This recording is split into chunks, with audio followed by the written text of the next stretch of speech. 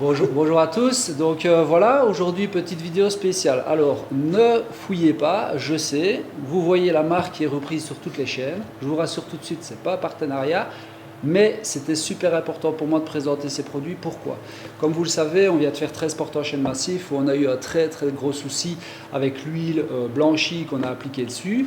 On a mis l'huile, on l'a poncé une fois, on a remis l'huile, on a reponcé une deuxième fois et ainsi de suite 3 fois. Les 13 portes recto verso. Donc j'ai contacté la firme Blanchon pour venir constater en fait ce qui se passait et la seule solution qu'ils m'ont proposée, c'est de me rembourser les produits. Donc il y en a pour 180 € de produits, mais 8 jours de boulot, de perdu totalement. Aucune solution en termes de chimie, aucune solution en termes de produits pour m'aider à éventuellement remettre leurs produits correctement et l'appliquer. Donc du coup j'ai fait la démarche de faire appel à Bazin, donc qui est une autre marque de produits qui ne s'est pas déplacé, et Rubio, et d'où la visite de Bertrand qui est venu présenter ses produits. Il est venu, pour tout vous dire, je lui ai sonné un jeudi, il était 3h, à 4h30 il était chez moi, il me connaissait de nulle part. Tu as eu de la chance. Voilà, exactement. Mais c'est important pour moi de dire qu'il n'y a pas de partenariat. Voilà la facture des produits que j'ai achetés pour mon chantier. Mais je trouvais intéressant de montrer les produits, la chimie. Il m'a expliqué comment ça fonctionnait, il m'a expliqué comment est-ce qu'on appliquait les produits, pourquoi est-ce qu'on mettait tel produit et pas d'autres, comment est-ce que ça adhérait à éventuellement un vernis qui était déjà mis en place ou pas, quelles solutions ils peuvent apporter voilà, par rapport à des bois tanniques, non tanniques, et j'ai trouvé ça super intéressant. Il m'a expliqué ça pendant 1 heure, 1h30, et je trouvais ça super important de vous le partager pour que vous voyez un petit peu ce qui existe en termes de produits. On nous pose souvent des questions dans les commentaires, comment est-ce qu'on fait les finitions, etc. Il faut juste savoir une chose, c'est qu'on est menuisier, donc on n'est pas ébéniste d'art, et c'est souvent les ébénistes d'art qui maîtrisent tout ce qui est lac, tout ce qui est vernis et ce genre de choses. Donc nous, généralement, on applique un produit de finition qui reste une huile, un vernis de finition ou des cires teintées, c'est vrai, mais on ne maîtrise pas la chimie. Et donc je trouvais ça intéressant de faire venir Bertrand aujourd'hui et de vous présenter ces produits et toutes les solutions qu'on peut apporter.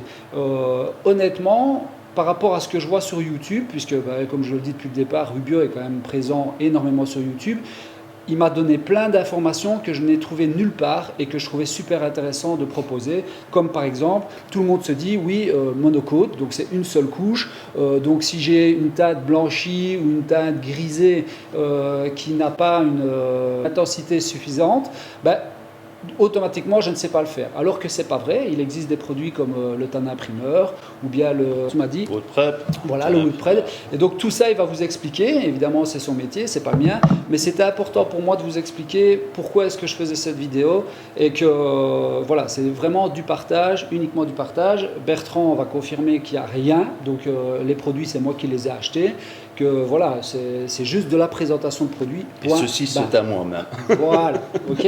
Donc maintenant, moi j'ai juste quelques questions pour que tu puisses présenter tes produits correctement. Donc d'abord, est-ce que Rubio ne fait que des huiles ou est-ce qu'ils font aussi des vernis? Là, laissons dire que bon, on n'est pas vraiment spécialiste en vernis. Là, il y en a bien d'autres et tout ça. Évidemment, comme nous répartissons quand même le produit Rubio Monocote à travers le monde, on est, je crois, à 84 ou 88. Je crois que tous les jours, il y a un petit pays qui vient en plus. Donc là, on fait entre 50 millions de mètres carrés de protection de bois à travers le monde. Donc ça va. Cocorico, on est fabricant en Belge. En plus. Beaucoup de gens pensent que c'est anglais, allemand, français, partout sauf belge. En fait, on est belge. Donc, notre société se situe à Isegem. Donc là, c'est près de Courtrai, pour situer un petit peu. Ouais. Là, c'est notre centrale. Donc, toute la production se fait en Belgique. Donc là, c'est très important à savoir aussi. Cette production est exportée donc dans ces différents pays, évidemment, via différents canaux et ainsi de suite. C'est-à-dire que le produit a été développé, attention, notre société existe quand même depuis 1906. Ouais. On n'est pas les premiers venus, je dirais. Donc là, évidemment, c'est ça, vous n'êtes pas nouveau sur le marché. On n'est pas nouveau. On vous découvre depuis quelques années, on va dire, via la promotion YouTube, etc. Mais au final, vous êtes existants depuis 1906 avec des produits différents, évidemment, et si très réputés et connus dans tout ce qui était mastic. de vitrier. D'accord. Donc, produit de base est un produit à l'huile de lin. Donc là, automatiquement, l'huile de lin n'est pas un mystère pour nous, loin de là. Fin 1906, je n'étais pas encore né, hein, je dis directement. Enfin, bien, je suis bien conservé. Le principe, évidemment, il y a eu un grand développement, évidemment, je dirais, du produit. Il a été remanié et ainsi de suite via, je dirais, un chimiste sud-africain, George, en fait. Merci, George. Bon, Dieu ait son âme parce qu'il est décédé entre-temps. Et en fait, a développé le tout, ce qui est le produit, en fait, Rubio Monocote. Monocote, donc je passerai souvent monocote, donc une couche à la base. Donc là, c'est le principe en fait primaire, je dirais, du système. Et c'est toujours à base d'huile de lin à 100%. Le produit sec est un produit à 100%. Donc on n'a pas d'eau, on n'a pas de solvant dans notre système, je dirais, Oil plus 2C. C'est très important aussi. C'est-à-dire qu'au niveau... Pour vous qui l'utilisez peut-être journalièrement ou peut-être sporadiquement, éventuellement, vous n'avez pas d'émanation nocive, il n'y a pas d'eau, il n'y a pas de solvant. Ce que vous sentez dans l'atelier, si vous l'aurez utilisé, c'est en fait l'huile de lin et la cire d'abeille. Donc là, en fait, c'est vraiment, je dirais, un amalgame bien précis. Évidemment, donc là, c'est l'huile de lin, cire et pigmentation naturelle. Avec beaucoup de gens me disent, mais c'est quoi ce petit? C'est un durcisseur. Non. Le nom est marqué, c'est un accélérateur de séchage et de durcissement. Donc là, évidemment, ce qui se passe au niveau, je dirais, du séchage de l'huile de lin, si je mets simplement de l'huile de lin, on a quand même pour 3 à 4 semaines avant d'avoir un séchage et durcissement. Il y a toujours 2 phases. Le séchage, on touche, c'est sec, mais ça ne veut pas dire que c'est dur. C'est ça. Donc moi, par rapport à ça, justement, j'avais une question. En termes de mise en œuvre, souvent on nous dit, il faut respecter une certaine température, etc., pour permettre au produit de sécher. Ici, si je comprends bien, non seulement on a peur, souvent on a peur qu'il fasse trop chaud dans l'atelier pour que le produit sèche. Ici, si je comprends bien, plus il fait chaud dans l'atelier, plus facile sera le produit à mettre en œuvre, étant donné que l'huile de lin va rester plus fluide. Voilà, c'est ça, exactement. Ça, c'était important pour moi d'en parler de ça parce que j'ai posé toutes ces questions, étant donné que c'est le souci qu'on a eu avec l'huile, par exemple, Blanchon. On avait l'impression qu'elle restait collante, etc., parce que ça séchait trop vite. L'atelier ici, je porte un bonnet, tout le monde le sait depuis longtemps, en permanence, mais dans l'atelier, là, il doit faire 22 degrés. Il fait super bon. Donc, c'était important aussi pour moi de comprendre. Donc, ce qui est aussi important de comprendre, c'est que ce produit-là, si vous l'appliquez et qu'il fait trop froid, il va être beaucoup plus difficile, justement, à étaler, parce que, justement, c'est de l'huile de lin qui à la base doit être bien réchauffée. Et pour ceux qui connaissent dans le temps, on chauffait, moi je le faisais dans un chauffe biberon, je chauffais l'huile de lin pour que ça pénètre bien les pores du bois. Ça, c'était déjà une première chose importante que moi j'ai appris justement par rapport à ce produit là. Ensuite, moi j'ai une petite question concernant la résistance, c'est-à-dire que comme on sait, c'est de l'huile de lin avec des pigmentations en fonction de ses envies, on va dire. Mais l'accélérateur, donc comme tu dis, ce n'est pas un durcisseur. Qu'est-ce qui permet donc justement à cette huile d'être résistante dans le temps par rapport à l'usure, puisque à la base c'est quand même un produit qui est prévu pour les planchers. Ici on parle de porte, mais à la base c'est prévu pour les planchers. En fait, le principe, je dirais, c'est le composant B, ce qu'on appelle, donc vous avez le composant A, qui est, je dirais, l'huile avec sa pigmentation, est ici dans le composant A. On demande toujours de mettre, je dirais, ceci est 1 litre, vous avez 300 millilitres. Ceci est un pot, évidemment, d'1,3 litre. Vous avez des plus petits pots, entendons-nous bien, faites attention que le mélange, une fois que le mélange est fait des deux, vous avez plus ou moins 4 à 6 heures pour faire le placement. Ça, c'est la base. Très important aussi à savoir, c'est que le placement est toujours en monocouche, je répète. Pourquoi ? Parce qu'il y a beaucoup de gens, ils ont l'habitude de travailler avec des huiles, et au plus je mets, au mieux c'est. Vous avez 3 choses en fait, 3 procédés de finition. Le vernis, magnifique, 1, 2, 3, 4 couches, dépendant des différents fabricants, ça peut aller jusqu'à XXX. Vous avez évidemment la solution des huiles, pour avoir un aspect naturel du bois, le toucher est en fait un aspect naturel et ainsi de suite, bien souvent sur des bases de produits chimiques, synthétiques et ainsi de suite. Là, il faut mettre en masse. On masse, on laisse pénétrer, on retire l'excédent. Le lendemain, on revient, on place, on retire l'excédent et ainsi de suite. Mais bien souvent, ça se fait en 2 ou 3 couches, dépendant de nouveau des fabricants.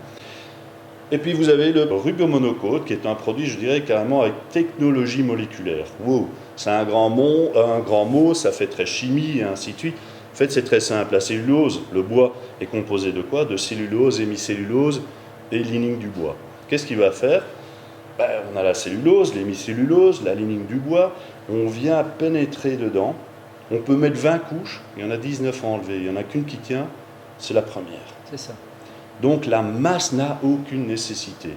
Entendons-nous bien. Ici, vous avez un pot. Je prends simplement le pot du dessus. 1 litre. On fait 30 à 50 mètres carrés.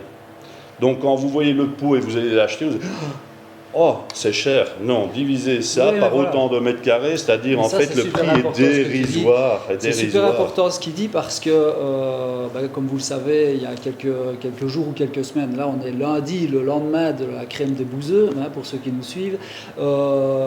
Justement, Yann, donc de la chaîne Crébir-Quenoal, me disait ouais mais c'est des produits qui sont chers, etc. Et je lui ai répondu que en fait, exactement ce qu'il dit, c'est-à-dire qu'avec 1 litre, je fais 4 fois plus qu'avec 1 litre de chez Blanchon, pour revenir sur la marque qu'on a utilisée. Donc c'est super important à comprendre ça. Alors, pour revenir à ce que tu disais sur le fait que c'est monocouche et que voilà, ça ne sert à rien de remettre les autres huiles, en effet, donc l'huile Blanchon, la première couche, elle est mate, terne on va dire, en remettant une deuxième couche, ça devient plus blanc. Et donc, là, on en arrive au fameux produit que tu m'as fait découvrir qui permet justement d'accentuer la pigmentation du produit à la base, non pas en remettant une couche, puisque comme tu le dis si bien, tu mets du produit, tu vas l'essuyer, donc tu l'as mis pour rien du tout. C'est des produits qui se mettent avant, donc comme le tannin primeur ou le wood prep, si j'ai bien retenu, pour les bois non tanniques. Ça, c'est important, c'est-à-dire que j'en ai parlé avec Floki aussi de ça, je ne sais pas s'il est au courant, mais il y a les bois tanniques et les non tanniques, on a aussi des solutions pour augmenter la pigmentation que moi je ne savais pas, donc c'est des bêtises tout ça, mais et au final j'étais refroidi par ce côté où oui on ne sait mettre qu'une couche, mais moi si je veux que ça soit plus blanc, ou si je veux que ça soit plus jaune ou que ça soit plus gris, je n'avais pas cette solution puisque fatalement on ne sait pas remettre une couche. J'en ai parlé avec un revendeur de parquet aussi du côté de Liège qui me dit ouais mais pareil c'est con parce qu'on ne sait pas accentuer. Mais je pense que les gens ne sont pas au courant de tous ces procédés et de nouveau je me répète, mais c'était super important pour moi en fait de présenter ça parce que je trouve ça magique quelque part. Donc voilà, je vais te laisser présenter le produit. Le principe, parce que si je reviens à ta question ici avant aussi, c'est au niveau résistance, résilience et ainsi de suite. C'est-à-dire que ce qui se passe, c'est que nous, on n'a pas besoin de masse. Pas de nécessité de masse. Aucune nécessité de masse. Donc, je reviens, monocouche. Monocouche, tu places, t'enlèves. Je prends toujours l'exemple pour le placement, je prends le système professionnel. Je reviens à ça, il y en a qui m'ont déjà vu en atelier, ils connaissent le petit truc, c'est Karate Kid. Tout le monde connaît Karate Kid ou au moins a vu ce film. C'est tu places et t'enlèves. Frotter, lustrer. Frotter, lustrer.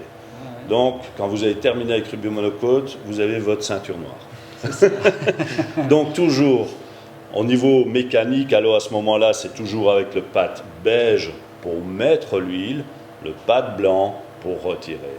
Ceci existe aussi pour des plus grands chantiers ou quoi que ce soit. Évidemment, je ne vais pas faire ça avec du 150 mm. On a directement des 16 inch, évidemment. C'est le même procédé. Tu places, t'enlèves pour mettre sur les polisseuses. Mais il a le système du Scruby. Le Scruby est en fait un petit manchon, en fait, avec la même chose, la même texture de produit, en fait, qui est ceci.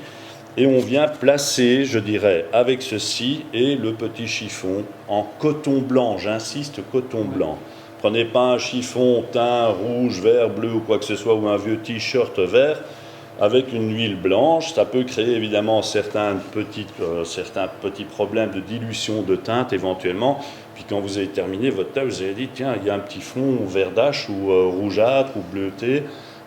C'est pas forcément, je dirais, l'huile, c'est bien souvent le chiffon qui a des teintes. Donc toujours petit chiffon blanc, je place, j'enlève. Donc là, Ça, c'est le principe le exactement plus simple. le même principe que ceci, à la différence que le pâte blanc, c'est remplacé par le chiffon. Exactement. Voilà. Donc ça, c'est le même procédé. Au niveau du système, c'est-à-dire que bon, toutes les huiles sont transparentes. C'est ça. On va du principe, les huiles sont transparentes, terminées. Même en ayant, je dirais, du super white, par exemple, je prends le white, je fais toujours un petit test avant. Rien qu'en white, on a le white, super white, cotton white, white 5%. C'est ça. Quelle est la différence dans tout ça? Faites un test de telle façon à voir éventuellement quel est le système le plus rapproché de votre idée ou quoi que ce soit. Donc on a des petits testeurs, ça c'est des petits testeurs de 20 millilitres dans les 40 coloris. Oui, vous entendez bien, 40 coloris. Voilà, 40 coloris de base. Dans les coloris de base, vous pouvez les commander toujours dans des bidons d'1,3 litre et 350 millilitres ou plus grands, entendons-nous bien pour les plus grands chantiers. Mais vous avez en fait ici, je dirais, directement une vue générale de petites possibilités d'échantillonnage en éventail. Donc là, à ce moment-là, vous avez directement une vue avec le nom et ainsi de suite. Pour les professionnels, vous savez toujours les avoir chez nos revendeurs, les commander, ou bien éventuellement, c'est un petit peu à voir pour les architectes aussi, éventuellement. Donc là, les architectes disent, tiens, j'aimerais bien voir ça de plus près. À ce moment-là, ils se donnent une idée. Mais évidemment, vous savez bien que l'échantillon qui est ici est une infime partie des millions de tonnes de bois qu'on peut trouver sur le marché. Donc évidemment, ce color ici peut être mis sur n'importe quel type de bois. Du chêne français, du hêtre ou quoi que ce soit, même du sapin. Attention, chaque bois a une absorption différente de la cellulose. Du sapin n'est pas du frêne n'est pas du chêne. Donc faites toujours un test avant de. C'est ça. Et parce donc toujours avec aussi cette histoire du bois tannique et non tannique. Exactement. Avec la différence de travail du produit sur le bois. Exactement. Donc là c'est très très important aussi. Moi j'ai pas besoin absolument d'avoir un bois tannique, évidemment, pour placer du rubio monocôte. C'est ça. Certainement pas. Ça peut être mis sur un rubber wood, ça peut même, entre guillemets, c'est sur du bambou. Oui, d'accord. Donc là aussi, du bambou, c'est pas du bois, c'est en fait une herbe. Est-ce que justement le multiplex, donc le plaquage, est-ce qu'il va y avoir une vraie différence d'absorption, étant donné que finalement il n'y a pas de lignine proprement dit, puisque ça reste un plaquage, ou est-ce qu'on va quand même pouvoir atteindre la même teinte? Je parle de ça, pourquoi? Parce que moi, ici en l'occurrence, c'est des portes, donc je vais avoir mon encadrement qui va être en multiplex face chêne, et ma porte qui va être en chêne massif. Est-ce qu'il va y avoir une grosse différence ou est-ce que ça reste quand même... En fait, que ce soit du plaquage, que ce soit du massif ou quoi que ce soit, il n'y a pas de différence. D'accord. La seule variation qu'il peut y avoir, c'est que ton plaquage vient d'une production X. Oui, c'est ça. Oui, comme le bois. Ton bois vient, en fait, ta porte vient d'une production Y. Oui, donc là, évidemment, tu vois aussi sur ton bois... d'office, il y a des zones plus claires, des zones plus foncées, mais la teinte, en fait, sera toujours la même. Comment est-ce qu'on nettoie nos outils une fois qu'on a utilisé l'huile? Est-ce qu'on sait les réutiliser? Donc je parle par exemple dans le cadre où on utilise un pinceau pour faire les bords, etc. Et puis après, on veut réutiliser le pinceau. Ou est-ce que c'est inutile d'utiliser un pinceau ou un rouleau pour mettre en place? Est-ce qu'on peut renettoyer les outils? Est-ce qu'on les jette?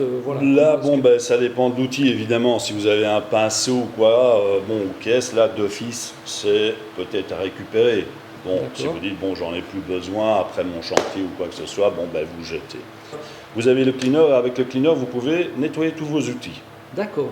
Donc ce qui permet de nettoyer le bois permet de nettoyer aussi. Pourquoi? C'est en fait un dégraissant, stabilisateur d'huile naturelle et ainsi de suite. Donc c'est un système statique qui vient retirer, je dirais, toute la micro-poussière qu'on pourrait trouver en fait dans votre bois après ponçage. D'accord. Donc ça, c'est évidemment préconisé à du 2000%. Okay. Moi, je l'oblige même. C'est ça. Ça vous coûte rien, vous faites qu'une seule fois, je dirais, le chantier ou l'objet. Faites-le dans les règles de l'art. Le principe de base pour le placement du rubio monocôte, c'est très simple. Moi, si je mets ça ici, c'est quoi exactement? Vous allez d'abord poncer. Alors ça, c'est super important. Très important. Le ponçage se termine toujours évidemment dans le sens du fil du bois. D'accord. On se comprend bien.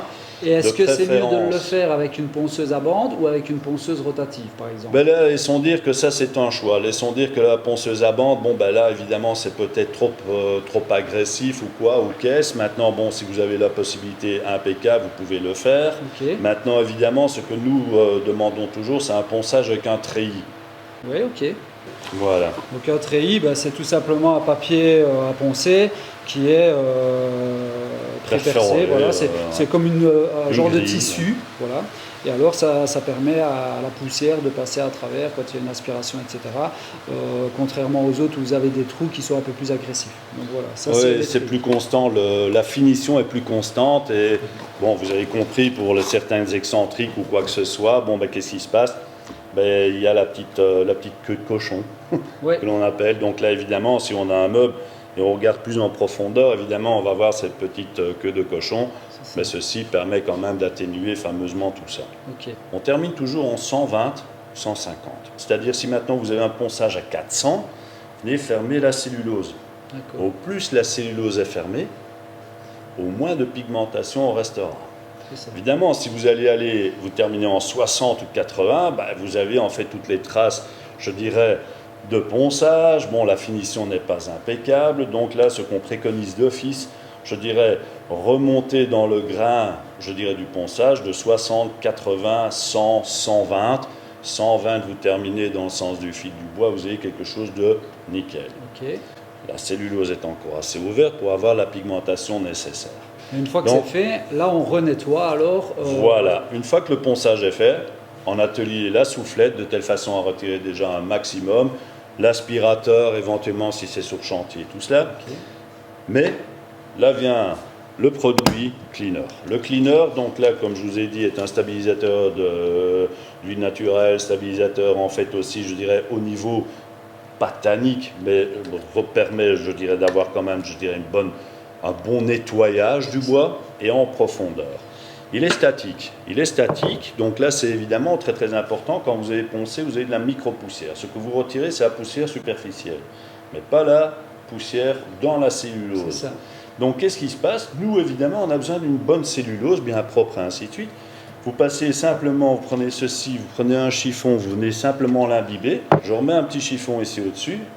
Je l'imbibe bien, et je passe simplement sur la superficie. D'accord. Le chiffon, il est bien sale. Je reprends le produit, je viens réimbiber mon chiffon central. Je remets un nouveau petit tissu et je repasse et je continue. Toute ma superficie est faite. Ça sèche très vite, je vous le dis directement. 75 à 100 mètres carrés par litre. Donc ici, étant donné qu'on remet un produit liquide, est-ce que ça fait remonter le fil du bois ou pas du tout? Il n'y a aucune remontée de fil de bois ou quoi que ce soit. Donc là, il ne faut pas avoir peur à ce niveau. Voilà, mais c'est ça. Il ne faudra pas reponcer par après. Toutes ces choses-là, c'est des bêtises, mais c'était ça aussi l'objet de la vidéo, c'est que les gens le comprennent.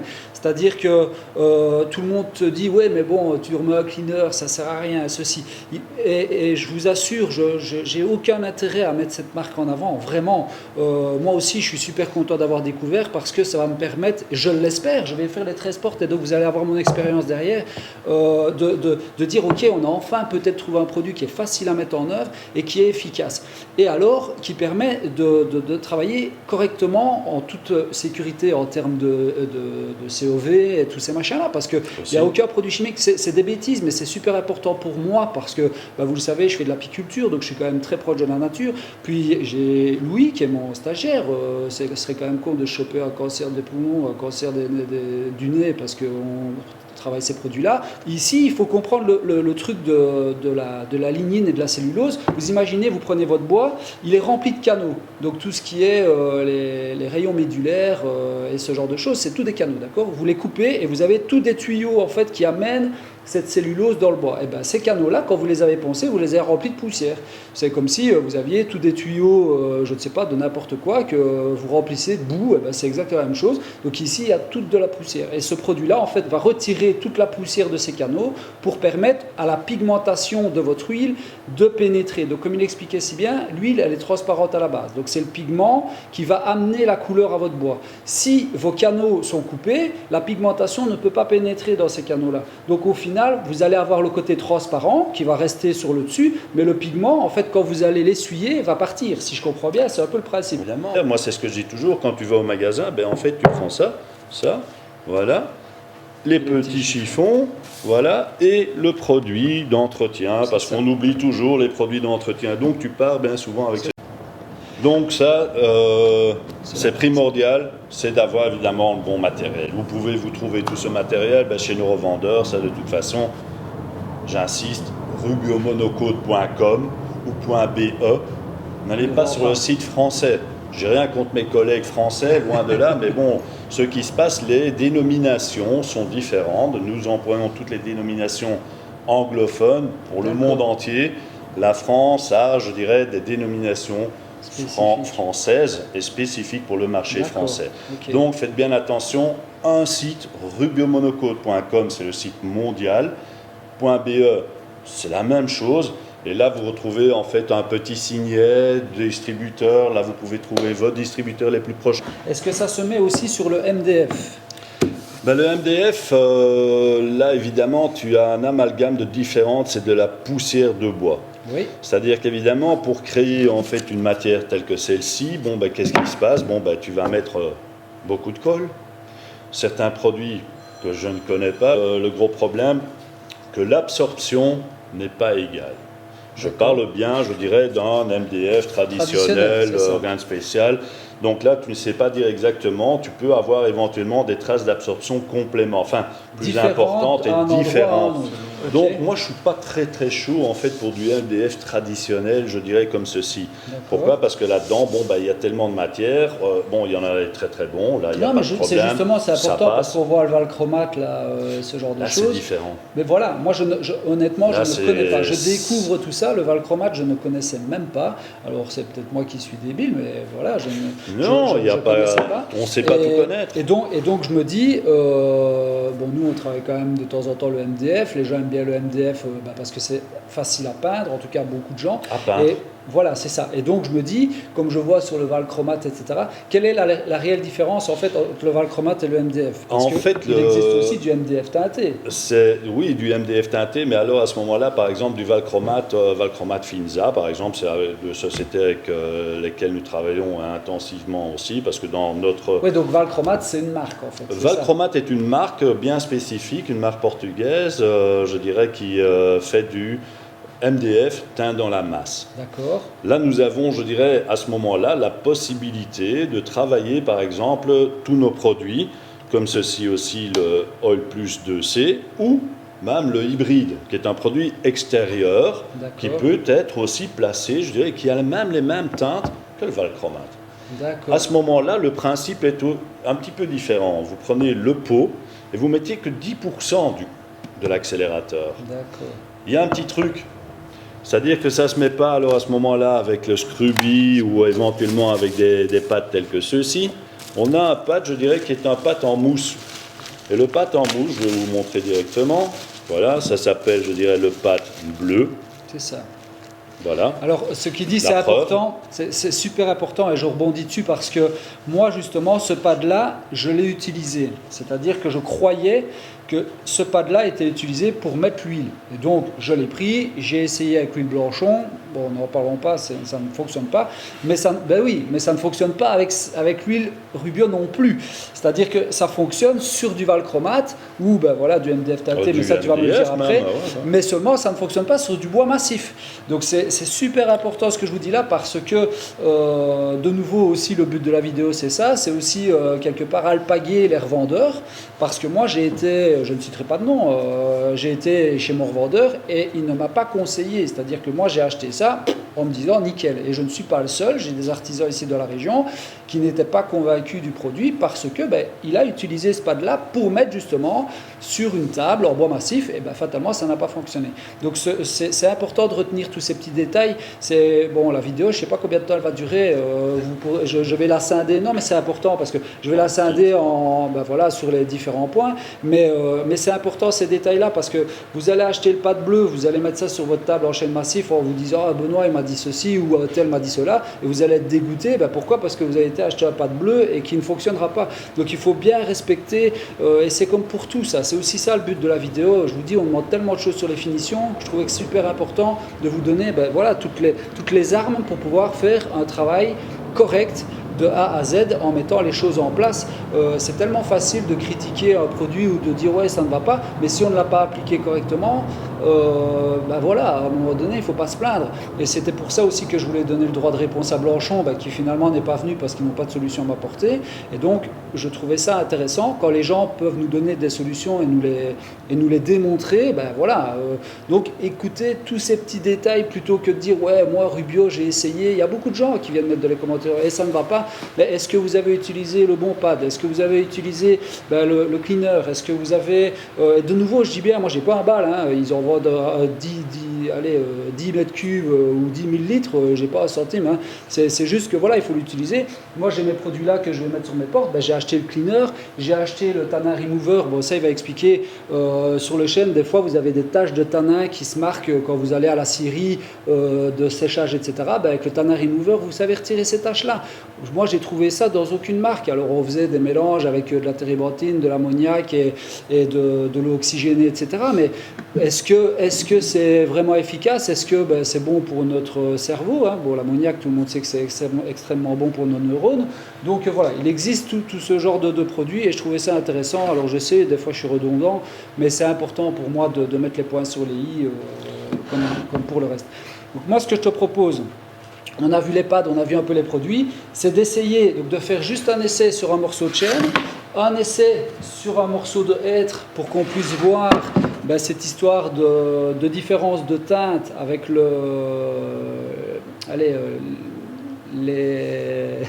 je vais retomber sur le nom, ce qui permet d'accentuer la pigmentation, donc le tannin primeur sur le chêne et l'autre preb, là, je sais plus comment, voilà, le wood preb sur le hêtre, comme ça on pourra faire la partie droite et la partie gauche pour qu'on puisse démontrer. Et puis alors pour le reste, voilà, tu m'as donné l'explication pour le MDF. Le MDF, j'y reviens un petit peu parce que faites quand même attention avec le MDF parce que le principe évidemment, vous avez une grande plaque en valchromate ou même MDF. Attention, il y a des gens qui aiment bien, même s'ils prennent du rubio monocôte, ça peut arriver d'avoir une petite tache ou quoi que ce soit, ou une petite variation. Il y a beaucoup de gens, ça ne les déplaît pas. Donc là, moi je ne dis pas non, mais je préconise alors à ce moment-là les valchromates et tout ça qui sont des teints dans la masse. Par exemple, le valchromate, je prends l'exemple d'un valchromate noir, teint dans la masse, mais il n'est pas toujours assez noir. Alors il y a des gens qui disent, tiens, j'aimerais bien le rendre encore plus noir, ou plus rouge, ou plus vert, ou quoi que ce soit. À ce moment-là, donc, il vient mettre celui-ci, donc sur la machine. Là, le choix est, j'ai le pur, entendons-nous bien, le pur est en fait une huile, je dirais, de lin pur. Il n'y a pas de pigmentation dedans. Vous avez le black, qui a alors à ce moment-là une pigmentation noire, ou vous avez le charcoal ou charcoal pour certains. Ça, c'est, je dirais, du noir, mais avec une petite teinte légèrement argentée, une pigmentation argentée. Et les trois peuvent être mis sur du valchromate. C'est un choix. Par exemple, sur les gris, vous mettez du white, vous aurez un effet en fait d'un valchromate, par exemple, béton, aspect béton. Ah oui, d'accord. Mais si vous mettez du pur, vous aurez un aspect beaucoup plus profond, beaucoup plus jaunâtre. C'est bien simple, quand je prends le pur, simplement, je ne parle même plus en fait à ce moment-là de valchromate, sur du chêne, vous allez avoir un aspect mielleux. D'accord, oui, c'est ça. Si vous n'aimez pas ça, le bois. Il réchauffe le bois, exactement. Si vous n'aimez pas ça, vous prenez le white 5%, le mist 5%, le smoke 5%. C'est ça, c'est pour ça que c'est important de faire des essais et de pouvoir éventuellement acheter les petits échantillons. Exactement, moi c'est ce que je préconise toujours. Si tu as un atelier, tu es pro, tu emploies les produits rubio monocôte, lance-toi, automatiquement, on fait des promos pendant l'année pour les pros et tout ça aussi. Prenez cette boîte simplement dans votre camionnette ou éventuellement en atelier, comme ça vous êtes tranquille, vous êtes sûr d'avoir fait le bon choix. Vous le présentez à votre client, vous montrez quelque chose. Donc si je reviens au valchromate, le principe c'est je mets mon huile et je viens dans un coin, je dirais, de ma grande planche ou quoi, et hop, et j'y vais et je me lance. Quand vous rechargez, ne rechargez pas sur la planche, vous rechargez sur la planche, mais sur ce qui a déjà été huilé. et vous reprenez et vous êtes reparti. Ou carrément, je dirais, remettre sur le mousse et vous êtes parti. Okay. Entendons-nous bien, le mousse? Je reviens sur ce que tu as dit. C'est purement, je dirais, pour le MDF. C'est ça. Oui, ça, n'employez pas ceci pour, je dirais, les bois, du chêne ou quoi que ce soit massif. Là, à ce moment-là, comme je vous ai dit, il y a ceci. Donc là, c'est très très important de bien faire la distinction entre, on peut répondre à tout, mais tout a été étudié chez nous. On ne va pas vous lancer quelque chose en disant, tiens, voilà, on a envie de vendre un peu plus de ci ou de là. Ce n'est pas le cas. Et je pense à un truc parce que c'est pas spécialement logique pour tout le monde. C'est pas de là se mettre évidemment sur une ponceuse. Il ne faut pas mettre l'aspiration avec. Non, mais il rigole, mais nous, on l'a fait, c'est-à-dire que moi, vous avez vu mon bras d'aspiration, donc on a les ponceuses, elles sont toujours sur l'aspiration en permanence, par habitude, et on avait fait des chiffons pour mettre l'huile blanchie. Et pour le faire maintenir, on a mis l'aspiration pensant bien faire. Alors c'était de l'huile, voilà, hein, vous avez compris, mais ici, si vous mettez ça, si je comprends bien, ça bloque la machine. Donc, vous allez mettre votre huile, vous laissez votre aspiration, super, et puis après, votre machine, le lendemain, elle est morte. Donc bien penser, si vous utilisez ceci avec votre ponceuse, ne pas mettre l'aspiration. C'est un con qui vous le dit, je l'ai fait. Donc voilà, tout ça pour vous dire qu'il ne faut pas être professionnel ou amateur pour être ignorant ou pas ignorant. On apprend tous les jours, et je le dis depuis le départ. Donc ça, c'est super important pour moi de le dire. Alors, moi, ce que je te propose, c'est peut-être d'essayer une petite teinte à ton choix sur un côté sans le prep machin. Oui, tout à fait, on va faire ça. Puis avec le prep de l'autre côté, comme ça on voit vraiment la différence. On peut faire la même chose sur le chêne, comme ça on voit vraiment la différence avec le tanin primeur. Et alors, je te laisserai te présenter les produits d'entretien, parce que pareil, c'est toujours la même chose, hein, on se plaint, ah ouais ça part, etc. etc.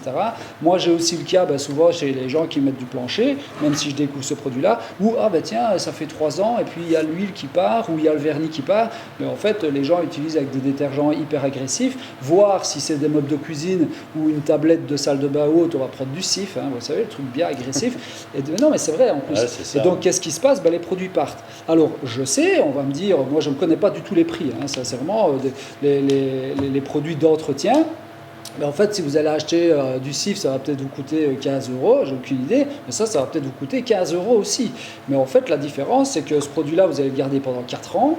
Pour nettoyer votre meuble de salle de bain, que votre sif, vous allez changer tous les 6 mois parce que vous l'utilisez pour votre cabine de douche, vous l'utilisez pour votre baignoire, vous l'utilisez pour votre évier de cuisine, etc. La seule différence, c'est que vous allez flinguer votre produit de finition, mais je ne parle pas que de cette marque-ci, hein, c'est pour toutes les marques. Ouais. Donc, toutes les marques qui ont des produits d'entretien par rapport à leurs produits de finition, je vous conseille vivement de les acheter. Et de nouveau, je le répète, moi, j'ai pas un bal, c'est bien dommage. Hein, non, je crois que je serais millionnaire, hein, mais voilà, ça c'est un peu l'idée. Donc ça, je te laisserai les présenter. Pareil, je trouve ça super intéressant parce qu'il y a aussi des désinfectants. Il nous a expliqué, enfin voilà, je te laisse présenter ton petit produit. Donc appliqué ici gauche-droite, je te laisse faire. Donc là, la première chose à faire, c'est évidemment faire la distinction entre les deux. Ça, c'est très très important. C'est-à-dire que le wood prep et le tanin primaire sont des produits qu'on vient mettre avant. Donc, on ne parle pas de finition, c'est un produit qu'on vient mettre avant. Pourquoi je mettrais un produit avant comme ceci? Premièrement, le tanin primaire, vous avez vite compris que c'est pour tout ce qui est, je dirais, une protection, un poussé du tanin vers le bas, de telle façon, maintenant, ce qui est la mode, c'est d'avoir un chêne le plus clair possible, en fait, pour avoir, je dirais, un anti-jaunissement. Qu'est-ce qui va jaunir le bois? En fait, c'est le tanin qui va remonter. Évidemment, vous avez l'oxydation naturelle. Je ne vais pas dire que ceci, en fait, sera à vie. Pourquoi? Parce que, de toute façon, tôt ou tard, le tanin reprend le dessus, mais vous allez quand même pouvoir pousser, je dirais, ce système-là. Donc là, le tanin, uniquement pour les bois tanniques. Donc là, automatiquement, du chêne, c'est pour du chêne. Évidemment, si on emploie un produit différent, en fait, comme support, c'est-à-dire un bois différent, qui n'a pas de tanin, on peut faire, en fait, je dirais, l'emploi du wood prep. Le wood prep, c'est quoi exactement? C'est en fait un produit où on dit bien souvent dans les pays anglophones, c'est du water popping. Et du water popping, c'est quoi exactement? C'est faire gonfler la cellulose, remonter légèrement le fil du bois, pour avoir, je dirais, éventuellement même, l'avantage, c'est les petits défauts de ponçage, bon, ben, ils te remontent le tout, donc ils gonflent le tout aussi, donc les petits défauts de ponçage, bon, te le retire. Et en plus, te booste, je dirais, la résistance et te booste la pigmentation. Et donc là, une belle question. Donc comme tu dis, une fois que ça a été poncé, on met le tannin primeur. Voilà. Est-ce qu'on doit utiliser le cleaner? Très bonne question. Du tout. C'est où. D'accord. C'est-à-dire que, moi je vous ai dit, pour toutes le nettoyage après ponçage, c'est d'office la soufflette, l'aspirateur, pour retirer le max au niveau de poussière, pardon. Ouais. Et puis un petit coup de cleaner. Évidemment, si tu vas employer le wood prep ou le tannin primaire, plus nécessaire. Il n'y a pas besoin du cleaner. Donc il ne faut pas faire en fait des nettoyages complémentaires pour ça. Et ce produit-là, est-ce qu'il fait remonter les fibres ou pas du tout? Celui-ci fait remonter les fibres et il fait gonfler, je dirais, la cellulose. Pour permettre justement... Pour avoir, je dirais, un surplus de pigmentation et te permet d'avoir, en fait, à ce moment-là, un peu de résistance complémentaire. Donc ça, c'est ce qu'on préconise, évidemment, à ce moment-là, de l'emploi de ces deux produits-ci. Ok, tout à fait. nickel. Donc le principe, c'est quoi? Ben, c'est bien simple. Vous avez le tannin primaire, le tannin primaire, oh là, je vais l'employer. Pourquoi exactement? Je peux prendre ceci. Oui, comme ça, en fait, c'est bien simple. Moi, je vais simplement, ou bien je dois aller chercher des petits mousses. Oui, je peux le faire comme ça, à la rigueur. Voilà. Donc, tu as la possibilité de simplement tu peux directement verser dessus. Voilà.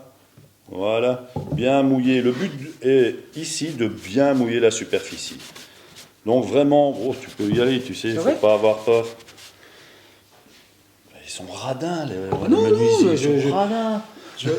Justement, c'est important justement de... Donc tu vois, en fait, ici, il faut bien mouiller la superficie. Ça, c'est très très important. En fait, tu vois directement, déjà rien que sur le chiffon, oui, c'est ça. déjà une reprise de saleté, de crasse et ainsi de suite. Donc tu viens bien mouiller le tout. Tu peux franchement y aller. Hein. Il ne faut pas avoir peur. Voilà, donc là, il y en a qui font ça même au rouleau, carrément. Voilà, donc c'est mouiller la superficie. Quand ça sera sec, à ce moment-là, tu vas voir, je dirais, bon, c'est tout à fait identique au niveau de l'aspect, mais au moment où tu vas placer l'huile, automatiquement, tu vas avoir une différence, une concentration de pigmentation ici, par rapport à la zone qui n'a pas été traitée. On va peut-être déjà mettre le wood prep sur le côté gauche. Voilà, alors à ce moment-là, bon, on a vite compris, ici c'est du chêne, donc le tannin primaire. Évidemment, sur tout ce qui est bois non tannique, c'est très simple. On reprend un petit chiffon ici. Là, je le laisse comme ceci, mais celui-ci, je vais le protéger avec le wood prep. Et le wood prep, voilà. La même chose. Je viens répartir ça partout. Bien souvent, je fais ça carrément au petit mousse. Voilà. Comme ça. Oui, c'est ça, les petits carrés de mousse. Voilà, les petits carrés de mousse ou des choses comme ça. Vous savez, vous pouvez aller chercher ça dans des supermarchés. On vend ça par 10 ou par 20. Et alors, à ce moment-là, vous avez, je dirais, ceci à employer. Vous repartissez ça simplement sur toute la superficie et vous laissez sécher. D'accord.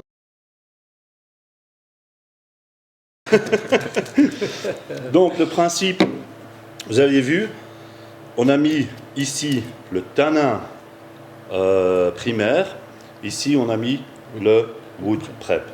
Donc sur du hêtre, sur du chêne. Je retire simplement, donc cette partie-ci a été pré-traitée. On retire les deux. Voilà.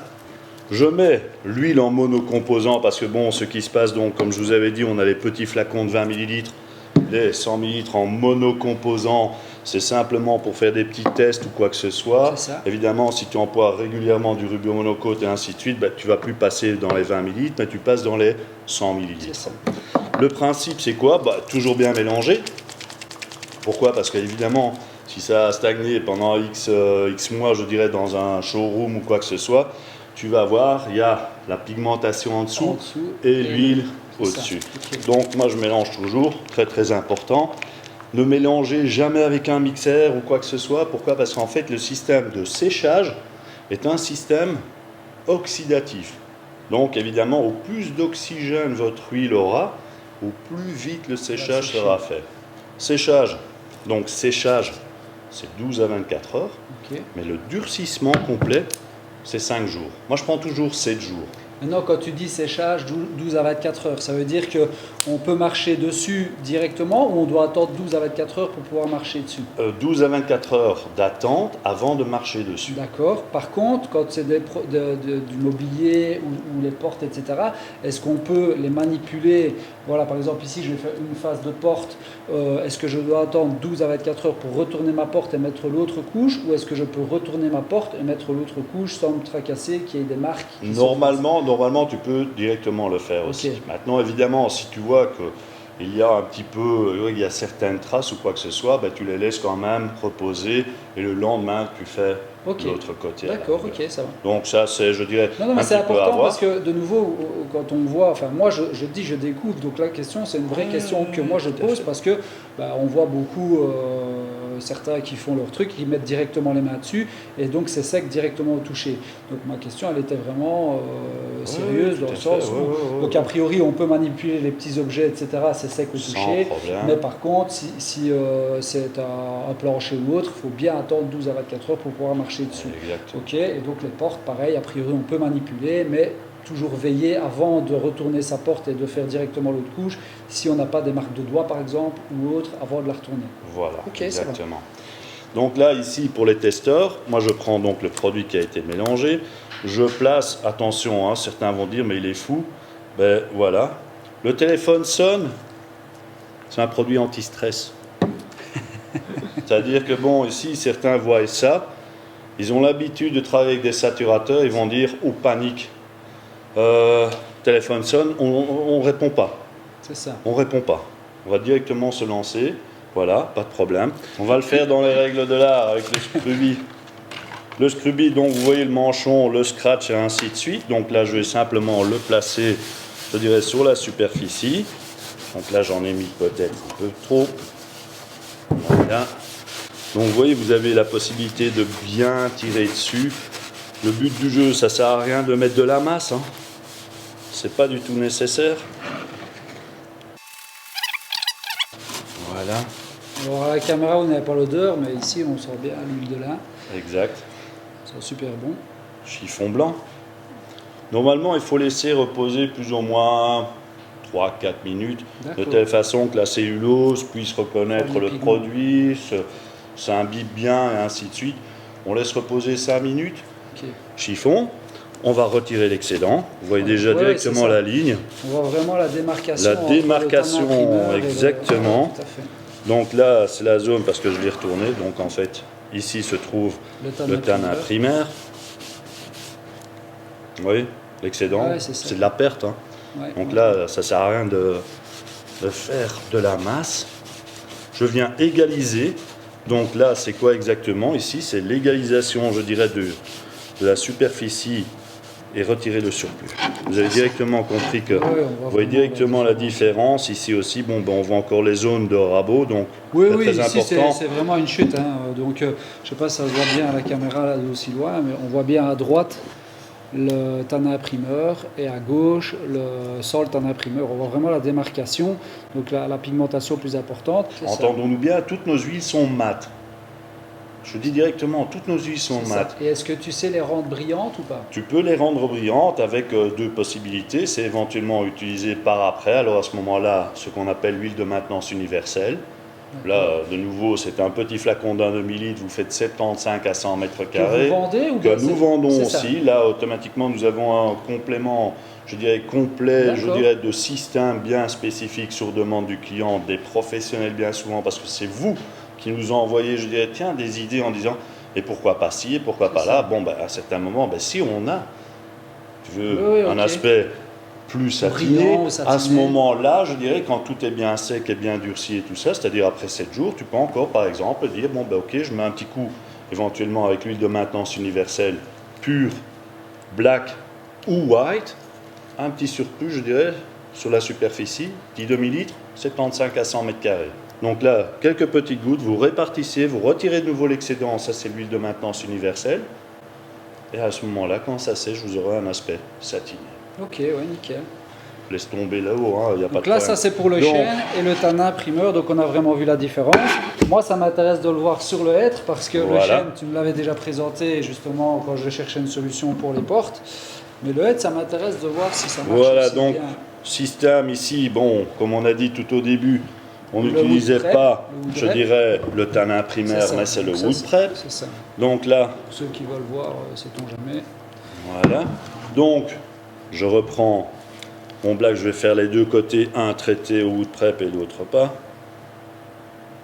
Voilà. Je reprends ceci, je viens bien le répartir. Alors un truc que je trouve aussi intéressant, que j'avais vu quand tu nous avais présenté les produits, c'est que souvent, quand on a la jonction entre une marche, c'était un petit peu ça qu'on voulait représenter, la jonction entre une marche et une contre-marche, ou bien des jonctions dans des coins de mobilier, on a souvent du mal à faire une finition propre sur les bords. On a toujours un petit trait de pinceau, un petit trait de rouleau qui revient. Ici, le fait de l'essuyer, en fait, ça annule totalement cet effet de... Tout à fait. Bon, il n'y a pas de superposition avec d'autres produits. Ça, c'est l'avantage du système. C'est Rubio Monocoat te donne l'avantage de faire ton travail, comme je vous ai dit, sans stress, mais vous donne aussi l'avantage, tu viens mettre un peu plus ou un peu moins, de toute façon, maintenant, si je veux, je tamponne, moi, il n'y a pas de problème. Bon, oh là, je suis pressé, la choucroute de hier, je vais vite. Ouais, ça peut arriver, entendons-nous bien. On est des humains. Donc là, automatiquement, qu'est-ce qui se passe ? Tu peux laisser ça comme ça, rien ne t'empêche, tu reviens, petit chiffon, tu viens simplement, parce que si tu regardes bien, tu as vu, c'est complètement, mon positionnement est complètement disparate, en veux-tu, en voilà, j'ai tamponné ici, c'est ça. Oh tiens, j'ai oublié un petit peu, tiens, tu veux de la masse un petit peu, tiens, tu remets un petit peu dessus, voilà. Oui, alors que les autres, il faut ça va créer un problème. Non, ça ne crée pas de problème. Il faut faire ça vite fait, bien fait, ainsi de suite. Tout à fait. Le petit chiffon, et je viens simplement retirer l'excédent. Donc tu vois ici. Voilà. Donc le but du jeu, c'est bien souvent, tu as ta main, tu passes simplement ici et tu vois, il y a un petit peu de transfert. Ça veut dire qu'il faut... C'est parfait. Évidemment, si tu fais ça ici... Il doit y avoir encore un petit peu de transfert. Un petit peu de transfert, et voilà. Donc tu vois ici, ça c'est la zone qui a été traitée avec le wood prep. Donc tu vois directement la différence entre les deux. Et le boulot est tout simple, vous avez vu, tu mets... Moi, je suis bluffé parce que le tanin, moi je le comprenais dans le sens où les bois tanniques, c'est le principe du tanin, c'est de faire redescendre, donc j'avais bien compris le principe, mais je me posais quand même une question justement par rapport au hêtre, et donc qui n'est pas un bois tannique, et franchement, vous voyez quand même méchamment la différence entre un et l'autre, en ayant appliqué le même produit, puisque là il vient de le faire devant nous, moi je suis vraiment super conquis. Là je te dis un petit truc. Regarde un petit peu la différence entre ceci et ceci si tu regardes en détail. Si tu regardes bien le wood prep, comme j'avais dit tout au début, il gonfle en fait la cellulose. Ici, tu vois encore légèrement tes traits, les traces de ponçage et tout ça. Si tu regardes la différence entre ceci et cela, tu vois plus de traces de ponçage ici. Donc en gros, si vous êtes un bourrin, vous ne savez pas poncer correctement, on vous conseille de mettre le wood rep. Voilà. En d'autres termes, c'est un peu ça l'idée. Voilà. C'est pas le cas ici, pardon-nous bien. Il faut appeler un chat un chat. Là, on a poncé comme des pots, et voilà, c'est pas bon, et que là, voilà. Et en plus, il n'a pas fait exprès. Non, c'est vrai. Mais voilà, donc on a des solutions à tout. Il a des solutions à tout. En tout cas, c'est le sentiment que j'ai. Je me trompe peut-être. N'ayez pas peur à critiquer en dessous de la vidéo ou demander des conseils. Moi, il faut savoir que du jour où il est venu à aujourd'hui, je l'ai quand même téléphoné 2-3 fois pour avoir des infos parce que je veux être sûr de ne pas me replanter sur ces fameuses portes. Je dis bien, j'ai 13 portes, j'ai plus envie de me replanter. Et donc, il a toujours répondu aux questions que je lui ai posées. Donc, n'hésitez pas à mettre des commentaires commentaire, enfin en commentaire si vous avez des questions, sait-on jamais, à laquelle j'ai pas pensé, et je me ferai un plaisir de lui demander par mail, et je suis sûr qu'il se fera un plaisir de me répondre. Et voilà. Si j'ai le temps. Oui, évidemment, évidemment. Alors, un truc donc, il a montré, mais sans spécialement l'expliquer.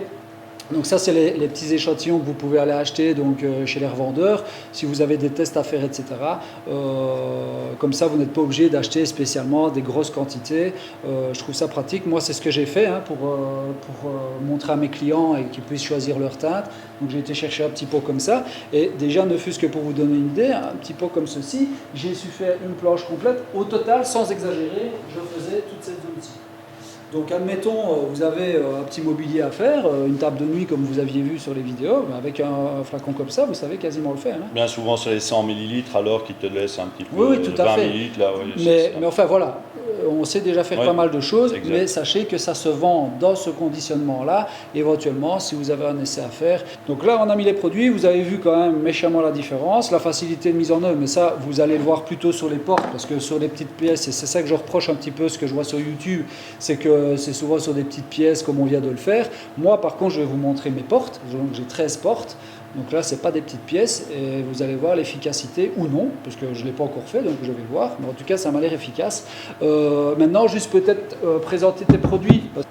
Donc maintenant, au niveau des produits, si je prends par exemple un produit comme ceci, on a mis du black. Benoît me dit, ouais, mais écoute Bertrand, ton black, il n'est pas assez black, je dois avoir quelque chose de très foncé. Okay. À ce moment-là, on a ici par exemple toute une collection qu'on appelle les Precolor Easy. Les Precolor Easy, là je peux vous en montrer 14. Là c'est, je dirais, des couleurs de fond. Dans toutes ces couleurs de fond, vous allez voir, vous avez du cachemire, vous avez du mystique, vous avez l'intense gris, donc c'est très intense au niveau du gris. Vous avez des whites très soft, alors à ce moment-là c'est le mint white ici, c'est pour vous éclaircir le chêne par exemple. Vous avez, je le cherche, l'intense black. L'intense black c'est en fait un petit 100 ml ici.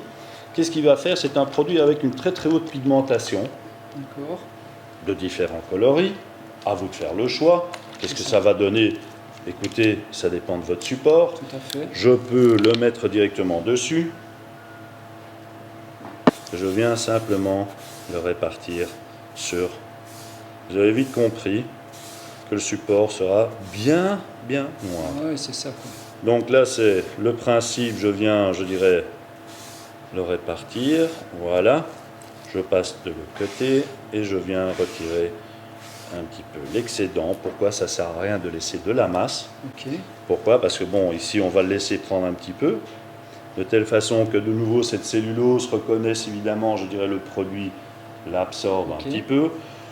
On ne le laisse pas directement sécher. C'est ce qu'on appelle en fait des préparateurs de support. Donc là on entend déjà pas mal de préparateurs.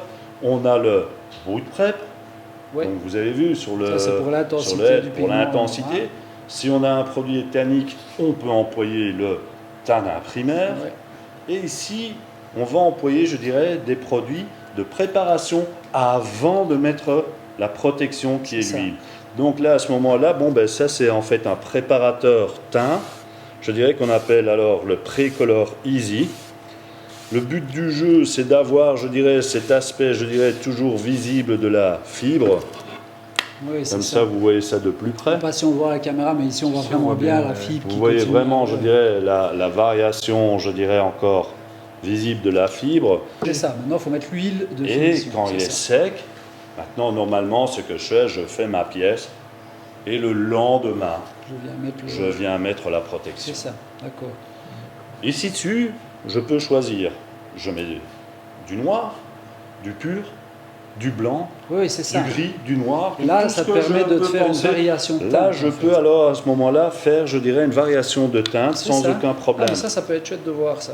Avec donc là, il ne faut pas oublier que dans chaque famille, donc là par exemple dans les Precolor Easy, vous avez 14 coloris, elles sont toutes miscibles.